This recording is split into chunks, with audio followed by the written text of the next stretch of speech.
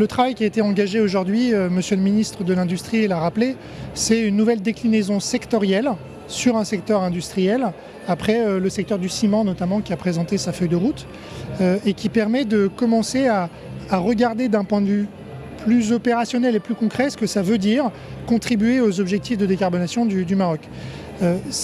Donc c'est un secteur assez large, effectivement, je l'ai rappelé dans la présentation et la façon dont on a travaillé. On a regardé 11 filières à l'échelle de l'ensemble de la FENAGRI, 4 filières animales, 7 filières végétales, qui ont malgré tout des similitudes, et on l'a vu dans le diagnostic, sur l'identification des enjeux en termes d'émissions de carbone sur cette filière. Il y a un point très important qui est commun à toutes les filières qui concerne l'amont de la chaîne de valeur et ce qu'il se passe dans les champs. La production de volailles, la production de toutes les denrées agricoles primaires qui ensuite sont transformées dans les industries de la FENAGRI qui a pour rôle de conditionner, transformer, etc. Donc ça c'est un point commun où il y a un sujet de travail pour la suite qui va concerner le dialogue et la fédération des acteurs, pas uniquement au sein de la FENAGRI, mais avec le monde agricole, où chacun aura des leviers et chacun pourra contribuer. Ensuite, d'un point de vue plus opérationnel et plus direct, plus concret, sur la question des financements, à l'échelle des industries de la FENAGRI, il y a des besoins de financement très concrets sur l'efficacité énergétique, le développement de combustibles alternatifs, la décarbonation du froid industriel, qui sont des sujets techniques sur lesquels les technologies sont disponibles et qui appellent des financements qui là ont été présentés dans le cadre de la feuille de route. Et ensuite par rapport à ce qui se présente maintenant devant l'ensemble des acteurs, plusieurs choses. Ce travail de fédération qui, je pense qu'aujourd'hui on a une belle illustration finalement de la mobilisation de la CGEM, de la FENAGRI bien sûr, du ministère de l'Industrie, où on commence à voir un dialogue multi-institutionnel où chacun va pouvoir jouer son rôle. Le vice-président de la CGEM a bien rappelé l'importance aussi d'accompagner techniquement, opérationnellement les PME pour qu'elles soient prêtes demain à pouvoir produire une nouvelle information, qui est une information carbone, sur leurs produits, chose sur laquelle les grands groupes ont la capacité, mais ce n'est pas du tout le cas des PME. Et ce n'est pas un cas isolé au niveau du Maroc, on l'observe aussi dans d'autres pays, en Espagne, en France. C'est un vrai sujet. Aujourd'hui, la capacité technique, le temps disponible, les ressources, les moyens humains, les compétences techniques, c'est un enjeu qui va concerner toutes les industries de la filière au niveau de la FENAGRI, mais pas que. Et je trouvais intéressant tout ce qu'a évoqué le vice-président de la CGEM. C'est un sujet global. Et sur lequel il y a une verticalisation sur les industries alimentaires, les PME, en termes de moyens techniques et humains, du renforcement de capacités, en s'appuyant sur ce qui existe au niveau du Maroc. Oui, alors sur les scénarios, on a voulu proposer trois visions. Une première vision qui est tendancielle, et on a essayé de travailler de façon cohérente avec ce que fait le Maroc au niveau de l'évolution des émissions du pays dans sa globalité. Donc on a présenté une vision tendancielle qui permet de voir aussi en ordre de grandeur l'impact de l'évolution de la production, de la filière qui est dynamique, qui répond aux besoins du pays, qui répond à des besoins d'exportation et qui aurait vocation à augmenter, si rien n'est fait, à l'horizon 2040.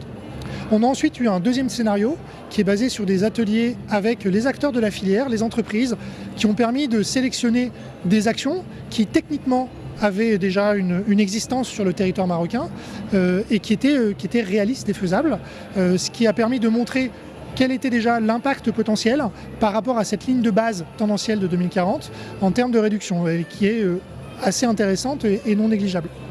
Et puis on a essayé de présenter un troisième scénario où on irait plus loin en activant des mesures qui sont conditionnelles aujourd'hui dans la CDN du Maroc et qui permettraient de voir jusqu'où, avec un certain nombre de conditions, notamment financières ou organisationnelles, on pourrait réduire les émissions à l'échelle de l'ensemble de la filière. Par rapport à votre question sur jusqu'où on est dans la finesse de la déclinaison, notamment sur les PME, sur les grands groupes, ça c'est un travail qui n'a pas nécessairement été structuré à l'échelle de cette première feuille de route globale. Ça rejoint votre question initiale. Notre conviction et ce qui est également proposé, c'est que ces feuilles de route elles puissent être déclinées sur les différentes filières, de façon à ce qu'on n'ait pas un objet trop global et que dans les filières de l'industrie de la viande ou de l'industrie laitière ou dans l'industrie du sucre, ça ne va pas se passer de la même manière et ce qu'on va avoir besoin n'est pas du tout de même ordre.